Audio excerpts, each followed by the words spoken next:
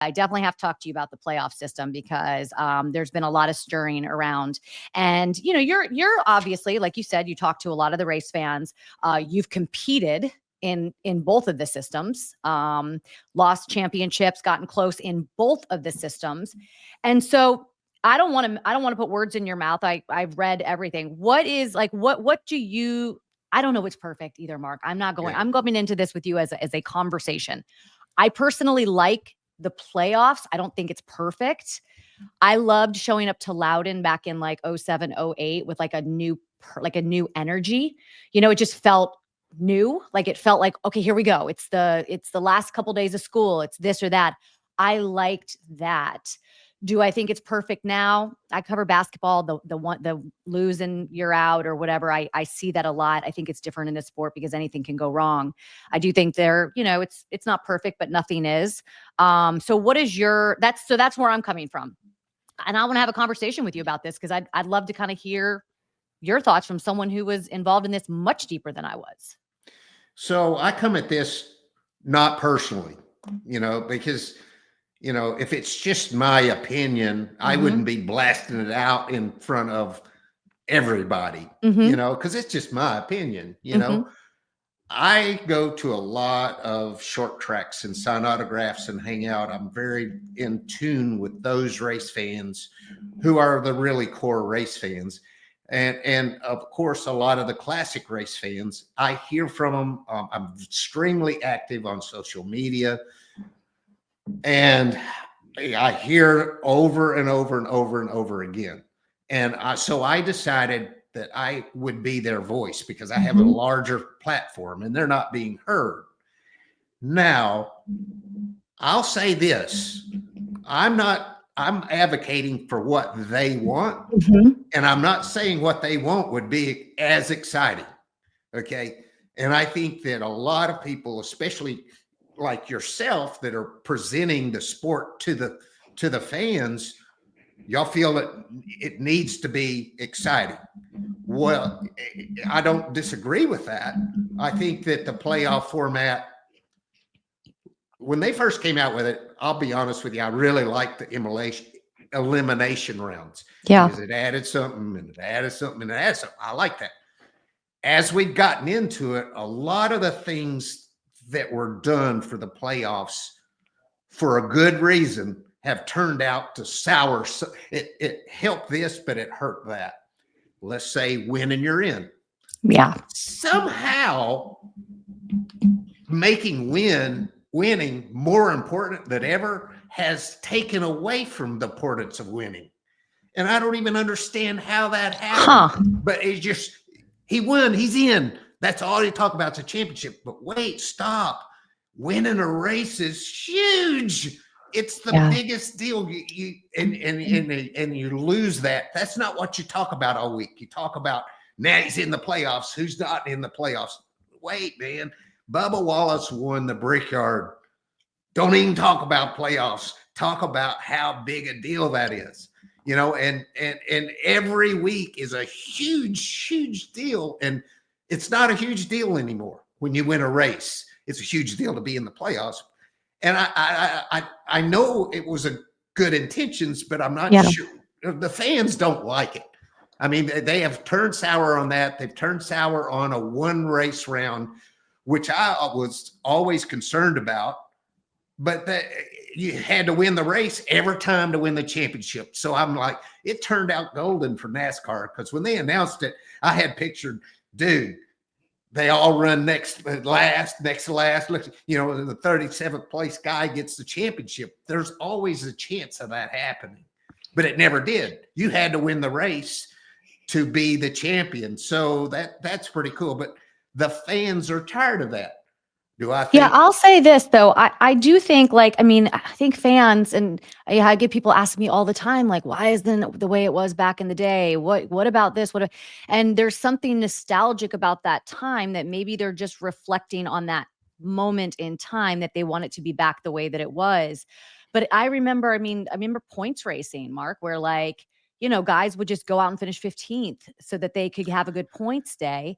So, there was that element too back in. Let me tell you something, Shannon. That's what you say. Yeah. Well, The I mean, guy, that's why we're having that's this what you conversation. say. But the guy that run 15th raced his guts out. He didn't go out and just run 15th. He wasn't very good that day. And when it was all said and done with, what's he going to do? I had a crap car. My team was terrible, and I'm mad, and I don't even like my sponsor anymore. No, you get out and you say, well, you know, at least we did okay in the points. You still have that too. People got tired of hearing that. A good points day. A good points. Yeah. That was big. That was a problem. The fans got sick of it and sick of drivers, but drivers are doing it now. I hear them doing that now. So this is me misinterpreting that, because you're saying like guys would get out and say, hey, we had a great points day, in order to glass half full. Yeah, be positive. Really I mean, what are you going to do? Talk bad, you know, about everything, you know, and no, it wasn't what you hoped, but you still see that. The problem is the guy that runs second now, he didn't get any credit. I mean, he didn't even get any credit. Used to, when you ran fifth, that was pretty good. I mean, it was remarkable. And it's all shifted away from the daily performance.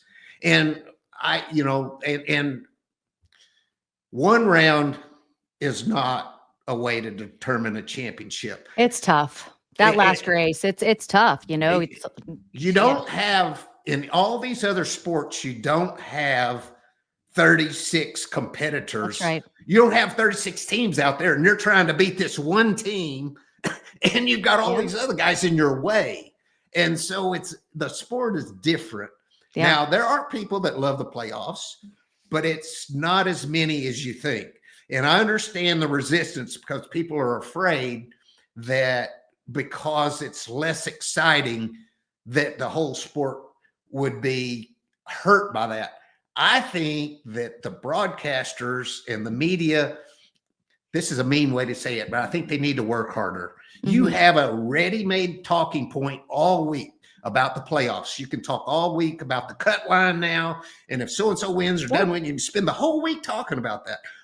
But if you didn't have that, you could spend the week talking about who ran second, who ran Catherine Legg running whatever she ran, at 19th. Yeah, 19th. It didn't get talked about. That was a huge deal, and it should have been covered, but we covered something else. And that's just, I'm speaking for a lot of fans. Yeah.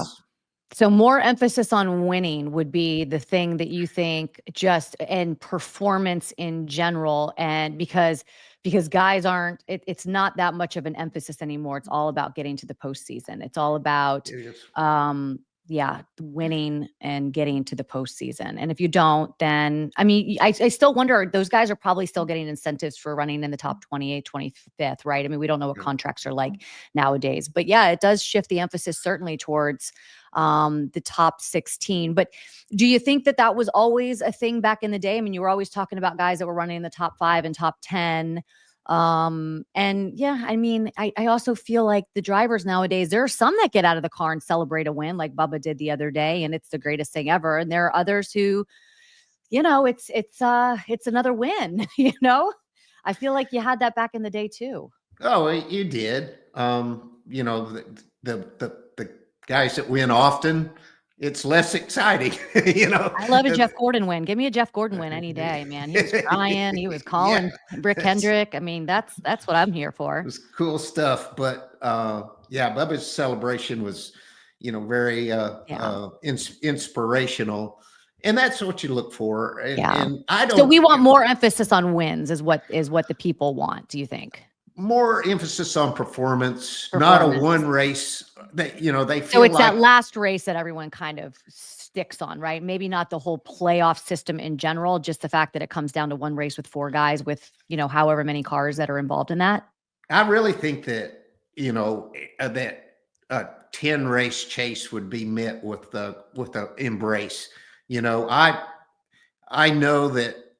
Then those 10 guys all get to the end. So it's 10 guys, it's a 10 race or however many guys, 10 races, however many guys are in that. And all of those guys get to race till the very end. And we don't have like the elimination. Yeah. And I think that could be a reasonable compromise for everyone. But I think really what the drivers, a lot of the drivers are looking for more like a sample size of 3 races instead of 1 with the eliminations. And my standpoint on that is that'll make those drivers feel better about their champion, but it won't really move the needle with the fans. And at the end of the day, there has been a shift, and the mega money comes from the broadcasters. And if the broadcasters don't sign up for it, it used to be ticket sales. And now the big money comes from the broadcasters. At the end of the day, they have to have a say in it. And that's where we're at right now. They have a say in whatever changes going forward. And I'm not sure what that looks like. So are you part of some of those meetings, like with the driver council and those types of things? Are you speaking and when you do, maybe share a little bit of insight, because I don't think there is like a perfect formula of how to get this right, maybe move in this direction. Like, what are some of the things that you're suggesting, if you could share that with us? Oh, I suggest 36 Okay. race. Okay. I think that the point, the way you do I'm not saying Ladford point system, but 36 races is largely over 50% of the fan base is there. Another 30% is 10 race chase. Okay. But there's no good formula. You're going to lose, because the broadcasters, they already told us in the last meeting that selling anything, other than the playoffs with the eliminations and the 1 round thing was going to be a hard sell to the broadcasters. And when they said that, I'm like, well, what are we having these meetings for then? We're wasting our time if it's going to be a hard sell, because anything you change about that format probably will make it may legitimize it, but it may make it less exciting. If what the fans want is not going to be as much entertaining. But let's just talk about this. I love to be entertained. I love to watch a WWE match. It's fun. But if I want to see a fight, I want to watch a UFC. Okay, it's 2 different things. Both are huge. Well, a lot of people are race fans, racers, and they're entertained by a 2 photo finish, and then they're entertained by somebody running away with a race because they appreciate the greatness of that particular day. Those fans watch the pre-race show, the entire race, and the post-race show, and they may even watch it with their kids and hand that on. Yeah. The new fans that they're looking to, bring to TV are different than that. And while you chase those fans, you've alienated those classic fans a lot, because they just don't see what they recognize. They don't recognize what they see. I feel like one feeds the other though, Mark, right? Because you're going to get the eyeballs on the sport when you have a photo finish like you do at Atlanta. That's when you're going to get the eyeballs, right? People are going to go, all right, I'm going to check this out because that was exciting. Or you get a fight, or you get a flip, or whatever. Those are going to be the highlights, right? But then I also and I think that's how you get new eyeballs. But I also love watching Kyle Larson completely dominate at Bristol. Like, I think it's one of those things, like you said, where you're like, you have to fully appreciate what his team and what he was able to do in that instant. And so where's that balance? Here's what I will say about it, because I told you how I feel about it. I don't think it's perfect. I don't think there's any way to make it perfect, because like you said, it's going to alienate people. I will say this, and you've been in this sport so much longer than I have. I've been in it just over 20 years. And what I've seen in the last couple of years in terms of NASCAR trying new things, adjusting, whether that be the schedule, the way that they're doing things, the way that I do feel that there's this like, all right, let's at least entertain that. Whereas before it was like, schedule's in stone. This is what it is. This is what we're doing. This is where we're going. And I do feel like there's maybe even having the driver council meeting where you guys can sit in there and share these ideas and just kind of plant these things. I do feel like there's been a huge shift in that direction. And who knows? I mean, there might be earballs that are listening. There might be ears that are listening. There might be people that go, all right, let's think how we can maybe I don't know, compromise in a little way and make this work. I don't know. What do you think about that? I think it's good. I know for a fact, as far as that council goes, I'm standing by myself. I don't have anyone standing shoulder to shoulder with me on this. And I get it. Look, everybody on that council makes their living in the sport. Yeah. So that changes how you look at things. Even as outspoken as Kevin Harvick is, Kevin works in the sport and he has a kid coming up. I mean, he can only afford to be, so far off of the center. Like when I raced, I couldn't say, there were a lot of things I couldn't say and didn't say. Tony Stewart was the only guy that came along, and I was like, everything he said, I had thought, but I wouldn't say it out loud because Tony was the only guy that was so damn good. He was so talented that he could get away with saying scared the shit out of me. I'll tell you that much. I'd be like, damn it, I got to interview Tony today. Oh, Lord, I can imagine. Biffle or Gordon or someone that's going to, Tony would be like, yeah, that was a stupid question. But I loved him, but if you're in the sport, you have to stay in your lane to some degree. And I commend Denny Hamlin and Kevin Harvick because they are certainly the most outspoken, but Denny half owns a race team, not only driving. So you have to think about that when you think about, having input. Yeah, I again, like I said, I personally, I loved showing up at Loudon. I love the idea of kind of restarting when it's a really long season. I guess restart, there's the new energy that kind of comes with it. I think that's exciting. But I also totally respect other people's opinions. And that's why I wanted to have this conversation with you, because I was like, all right, this is how I'm not arguing with anyone, right? I'm just like, well, let's talk.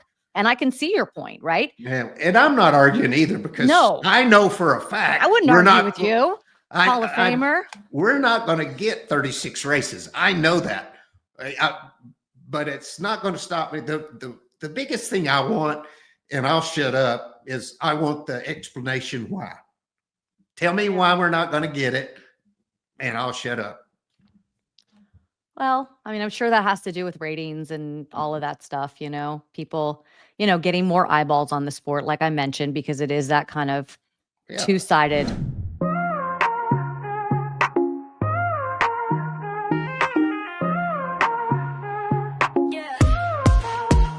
Welcome to the show where dreams take flight.